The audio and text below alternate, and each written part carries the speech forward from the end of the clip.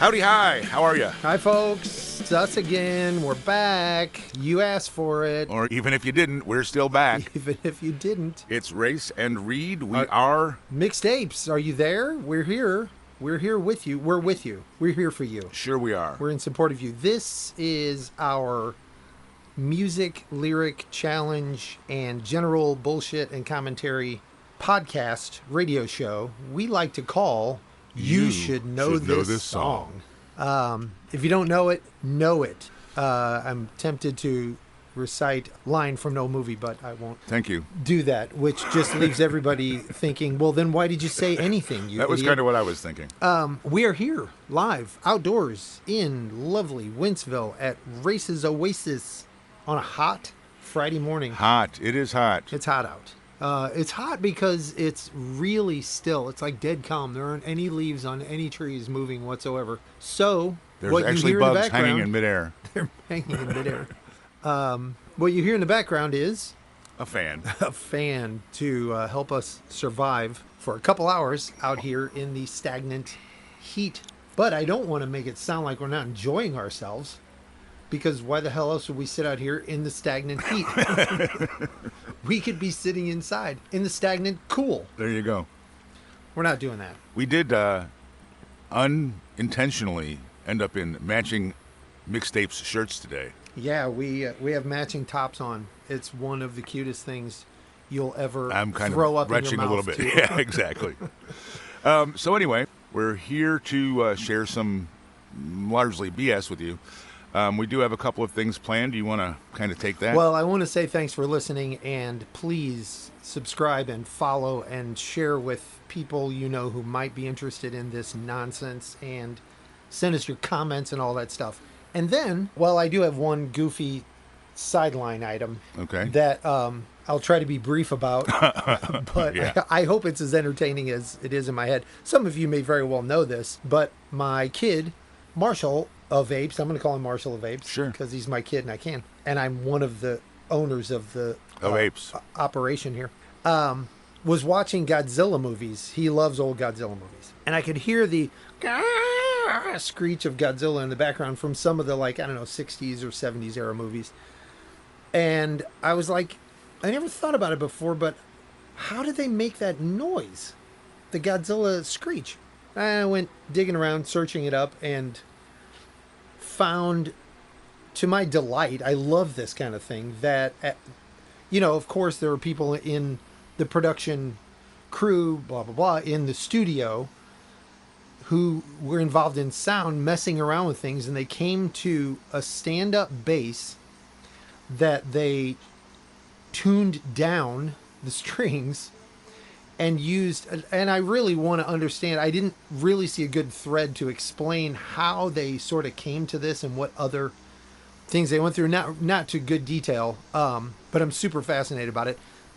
They ended up using a rawhide glove that had like pine tar dried on it. Okay. And sort of grinding the rawhide glove up and down the strings. Like a string scrape that you would do with a pick. What kind a of thing. weird thing to come to get. Sure.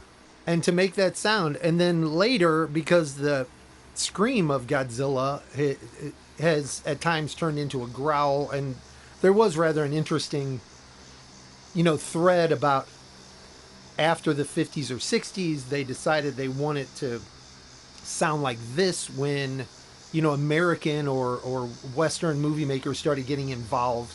They wanted to change the sound from the original Japanese sound for reasons that were impossible for me to imagine, actually contemplated and considered. Like, the Godzilla sound isn't right. He needs to have this kind of profile. You know what I mean? Yeah.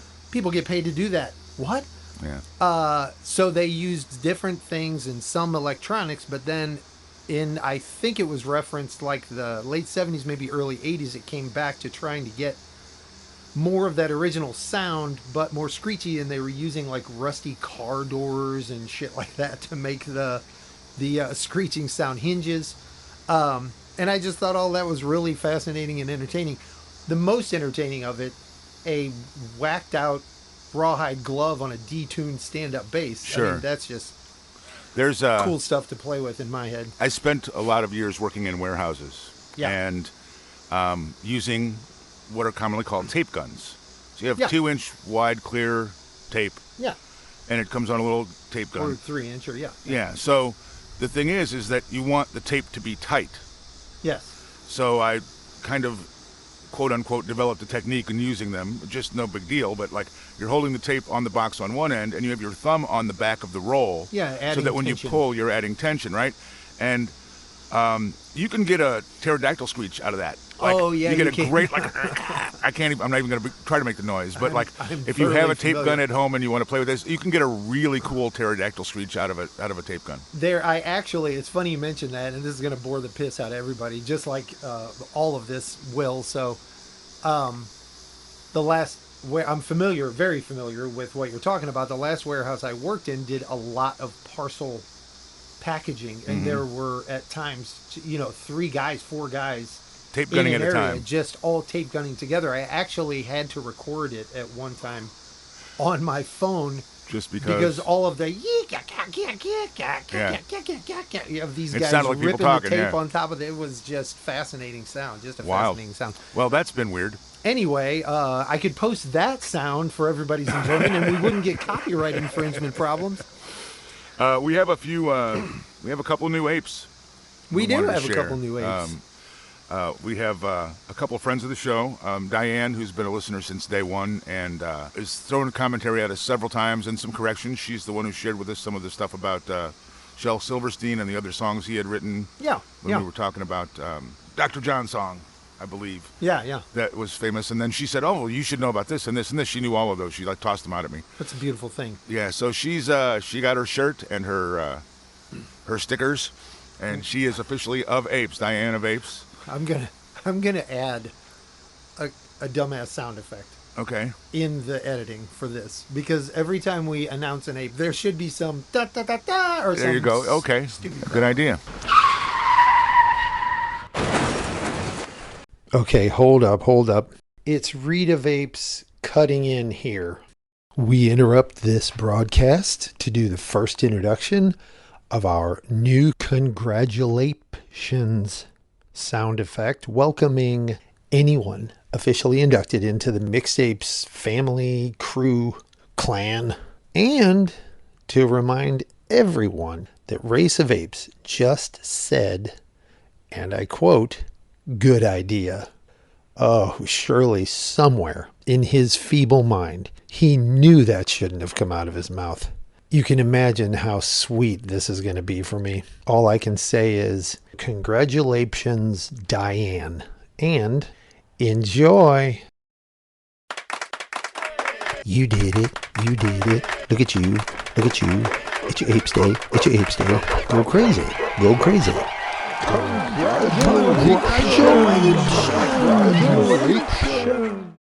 Or not a good idea, but I'm not above having a stupid idea and running full speed ahead with it. So, as we've seen in multiple episodes, this is evidence. And then I have another a friend of the show, Mike, who it happened to be the guy who turned me on to Danielle Nicole. Mm-hmm. Also been listening pretty much since the beginning. He's one of the handful of people that I know listens to every single episode, and I say handful, I mean that. He's he can't wait for the next one to come out, which is unfortunately probably speaks to Mike's intelligence. Thanks, Mike, and we're sorry. Yes, but he also is officially of Apes, as it were. You did it. Look at you. It's your Apes Day. Go crazy.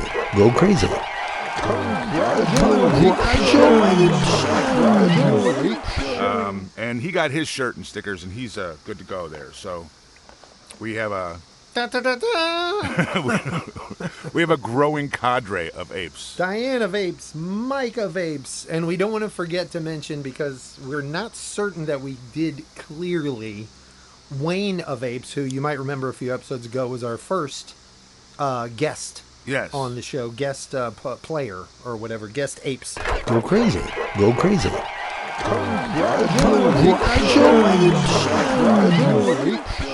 There you go. On the show. Yeah, and again, somebody who contributes a lot, kind of shares some information and And we can't thank everybody that does that enough for that. That's really like, it's very cool to get somebody to go, hey, you should do this, or Right. hey, you said this and you were wrong, you moron, or whatever the case may be. Right. To have the input is really cool. It's very, very satisfying, very gratifying.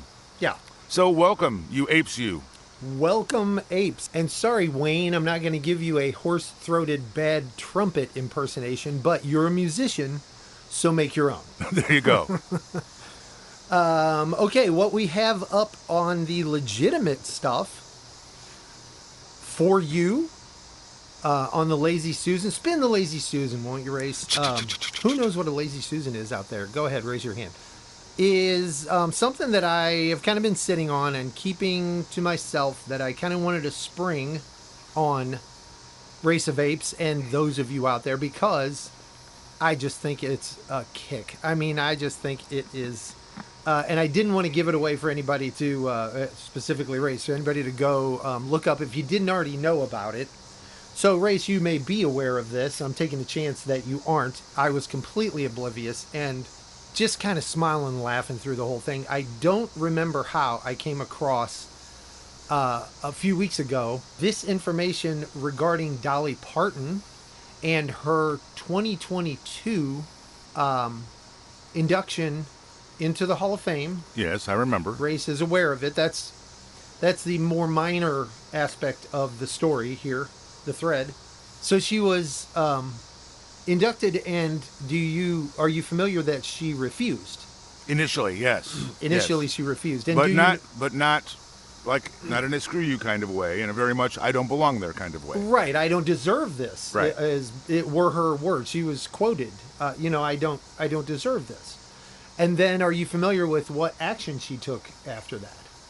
I know that she put together a rock and roll record with a bunch of folks. My gosh, that is what we're talking about Is today. it? So yeah, I actually am aware of that, because I think we may have touched on the topic when we were talking about the Rock and Roll Hall of Fame. I think that was kind of what it was. Is that we were talking about folks who said that some people shouldn't be there, etc.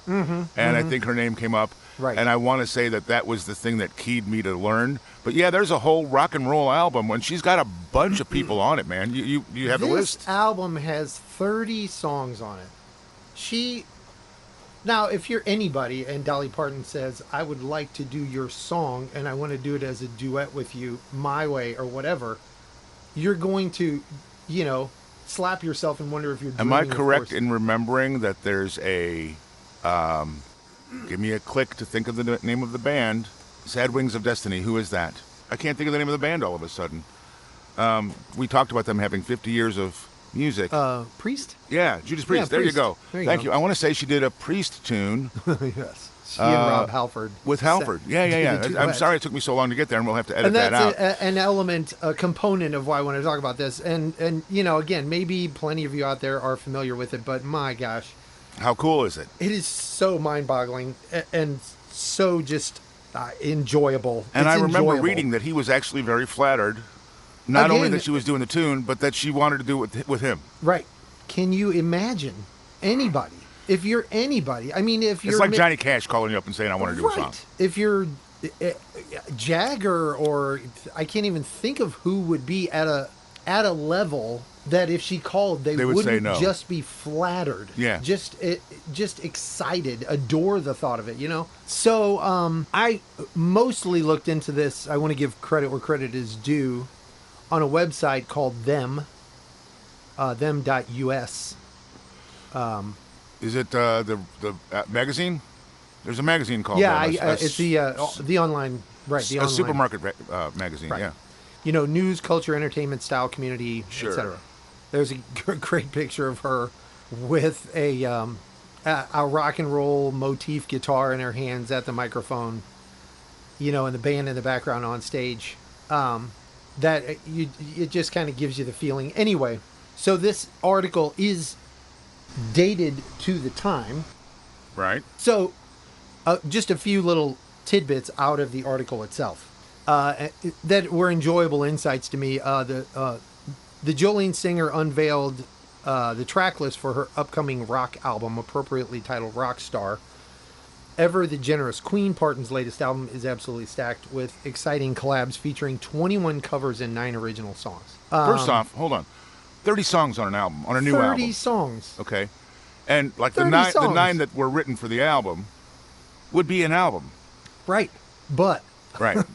she can do whatever she wants, She's you better like it. She's Dolly fucking Parton. She's Dolly Parton. I mean, talk about iconic. Okay, so among the mentions of enjoyable aspects of the album is that Lizzo, who some of you don't know what that means, I'm certain, but most by now do. She's a recent artist, Pop star, more pop, dance pop sort of music star, and has garnered a couple Grammys lately. And what you didn't know is that she plays flute. She loves to play jazz flute, and she plays jazz flute on the tune that Dolly does, Led Zeppelin's Stairway to Heaven. No kidding. So, wow. How cool is that?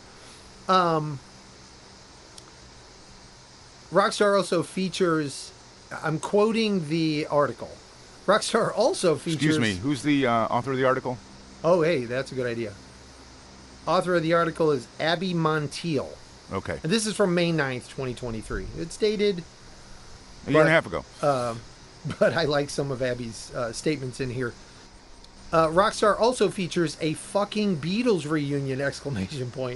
Surviving band members Paul McCartney and Ringo Starr, along with Mick Fleetwood and guitarist Peter Frampton, joined Parton for a cover of Let It Be. No kidding. Stevie Nicks partners with her on something else, and I'm trying to find this one line. So she talks about the fact she turned down the nomination. She hadn't earned the right, is what she said. And then, quote, if I'm going to be in the Rock and Roll Hall of Fame, I better do something to earn it. Parton said that on an interview on The View. So I'm doing a rock and roll album, and I'm having a lot of the rock stars that I met that night be on the album with me. We would argue that writing, this is, again, back to quoting the writer, the article writer, we would argue that writing I'll Always Love You and Jolene in the same day and contributing $1 million toward COVID vaccine research is already rock star behavior. But if Parton wants to feed us, who are we to say no? There you go. And you're aware of her book program.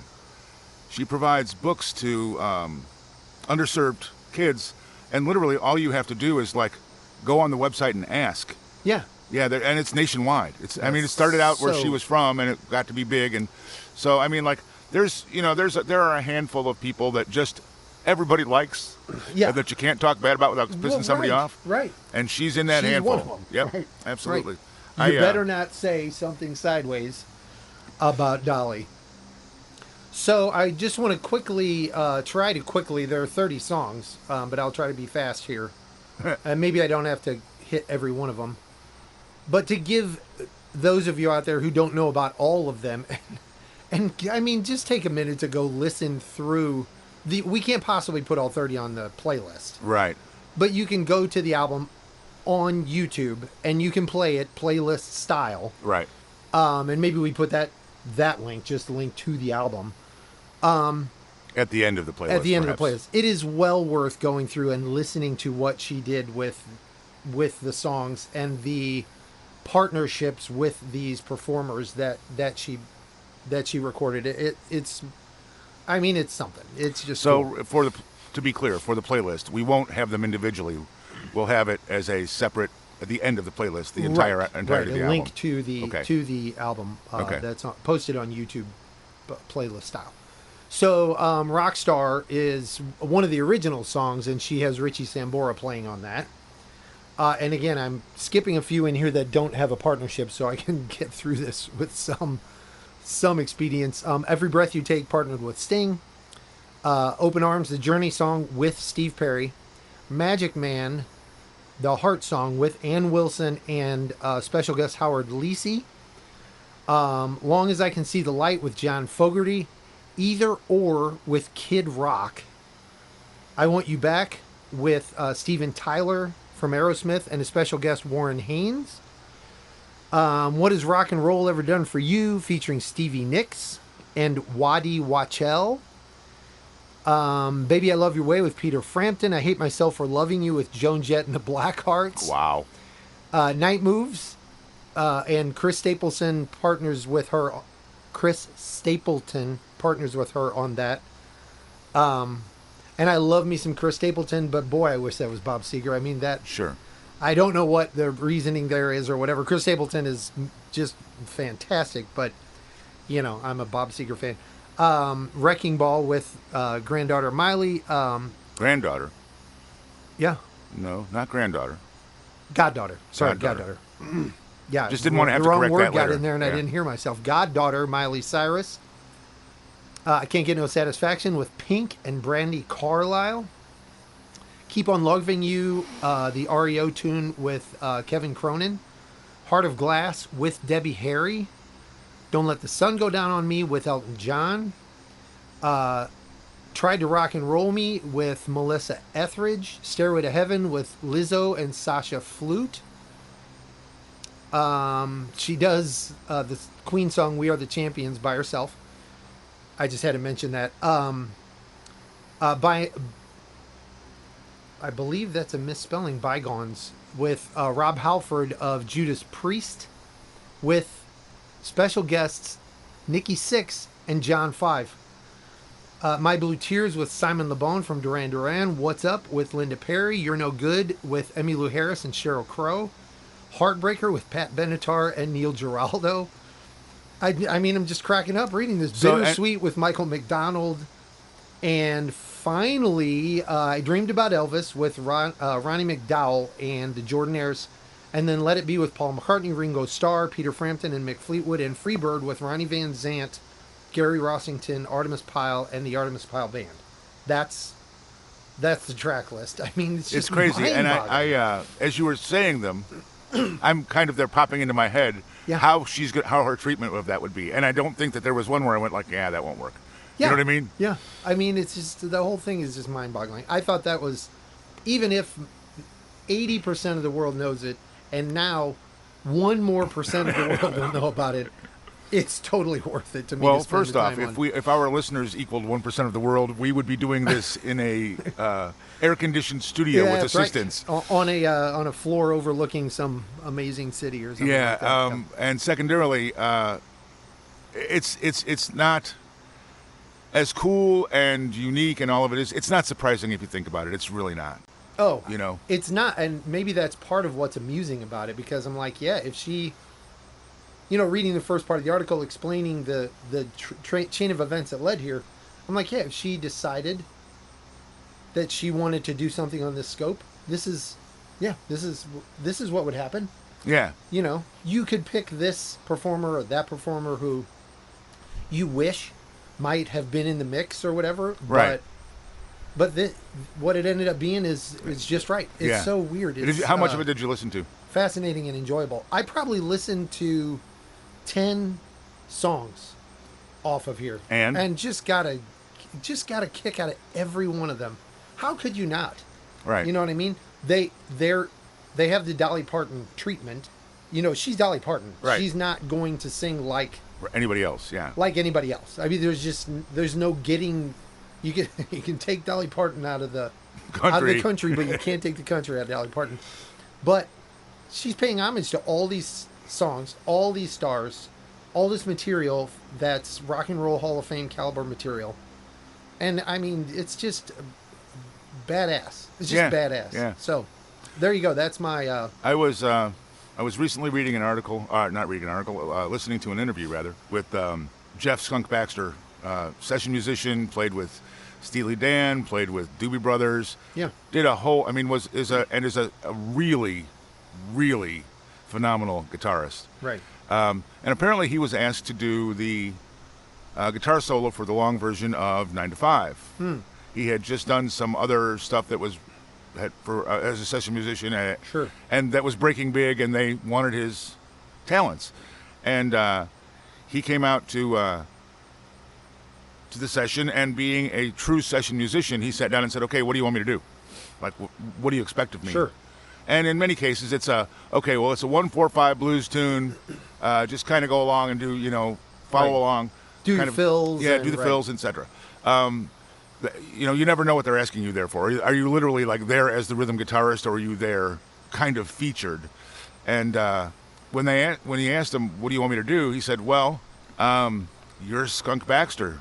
Do what Skunk does. We want you to put something together like you did on the last tune that you were playing session on." So, and he said she couldn't have been sweeter. I think those were his exact words. She was baking cookies while he was like planning it out and playing it for them. Oh my God! He was, great. I mean, like literally, how can you, now he said baking cookies. I don't know if he was tongue in cheek, or if she was actually baking cookies. Literally baking cookies. But Yeah. your mind is like, well, sure, Dolly Parton might do that. Yeah. So anyway, What we know of the persona is that that's well within, and again, if you, not to take anything away from the conversation about Dolly Parton, but if you're not familiar with Skunk Baxter, that's something you need to kind of look at and see what he was involved in, because there are several iconic guitar solos that, at the very least, Reed and I and a couple of listeners are very familiar with. His work with Steely Dan is iconic as well. Yeah. Big, and you would know him on sight. Most of you would, from his time in the Doobie Brothers. Great, big, huge walrus mustache. Very, very distinct look. And by the way, in the interview now, he's substantially older. It's a recent interview. And there's not much hair, but there's still the mustache. But the mustache is still there. Yeah. I don't know why when you just described that, I thought of the Muppet Show band character. Yes. With the sunglasses on and the long hair and the mustache. I think he may actually be fashioned on Skunk Baxter. Maybe so. You never know. All of that is just fantastic. Do you have any... oh, hey, I've got another note here that's worth tossing in. It's unrelated to all that stuff, other than it's rock and roll. Blink-182 has a new album coming out. And it's kind of weird to me, but it looks like most of the songs are already available. They just haven't sort of done the grand opening yet. It's like a new restaurant that runs in business, but the grand opening is a month after they actually open the doors. Sure. I have listened to several songs off of it, and those guys are putting it together. I think they're going to have a couple, heavy play tunes out of this. So good for them. They've there been was around a tour, for a but I while. believe the tour got... I did not read about or investigate that. Well, we should probably leave that alone then. But, again, go check out the new Blink-182, and send your thoughts too. My thoughts on, like I said, listening to the first 3-4 tunes, I was really impressed. I mean, not to shoot them down, but there's a trajectory a lot of bands have after their 20th year or their 23rd year, whatever. Not too many bands make an album that is that seems to have the energy and the attitude and what have you, and it really does. My daughter Amity is a big fan, and actually was supposed to go to the recent concert in St. Louis. Like it was last year's Christmas and birthday gift for her. Yeah. And the weekend before the concert, or a couple of weeks before the concert, due to illness, they canceled the KC and St. Louis shows. Oh. So yeah, there was a tour that was happening, and then it got canceled. And I don't know if they've picked up again or if they intend to. Right. But yeah, they were touring in support of the new album. Well, hopefully the tour will continue or be put back together or whatever. She was devastated that she wasn't going. She was really, really upset. I never got to see him, and I would love to. I would absolutely just, I would have been devastated if I had tickets and couldn't go as well. Well, that, for me, that's kind of what I got, other than we are mixtapes. This is You Should Know This Song. We have playlists for everything on the show. You can check them out on YouTube most conveniently. But also, wherever you listen to the podcast, you should see a link to it. A link to the playlist. And we're certainly our presence on YouTube also has a distinct link for the playlists, right, as well. And this is, this is a kind of a short run on a showgram for us, but we wanted to make a little bit of an effort to. We've kind of let our intended 40-minute or so episode bleed. Into an hour and a half? Several into an hour and 10 minutes to an hour and 25 minutes. And we're trying to rein ourselves in a little. If if we've got an hour and a half episode, we're just going to try to divvy it up. It feels weird, I got to tell you. It feels weird to be saying. Yeah, I'm very, very. I'm looking at our other items for the next episode, the next round of recording, and I'm like, why are we stopping here? Shouldn't we just be continuing to talk about this stuff? But we want to make it a little more manageable for everybody out there and keep it back to a sane amount of time. So thanks for tuning in. Yeah, and we will be back with challenges on our next episode. Yeah, this was just an uncontrolled substance episode. Absolutely. So next. So I guess the playlist is Dolly Parton. The playlist is the Dolly Parton Rockstar album. That is going to be the playlist. All right. Well, thanks for joining us. 30 songs is a pretty solid playlist. Yeah. It'll have some time to it. Yeah. And it will probably be the most consistent playlist that we ever do. Probably one of those. Thanks for joining us. Thanks for being with us. This has been You Should Know This Song. We are Mixed Apes, and I guess we are out.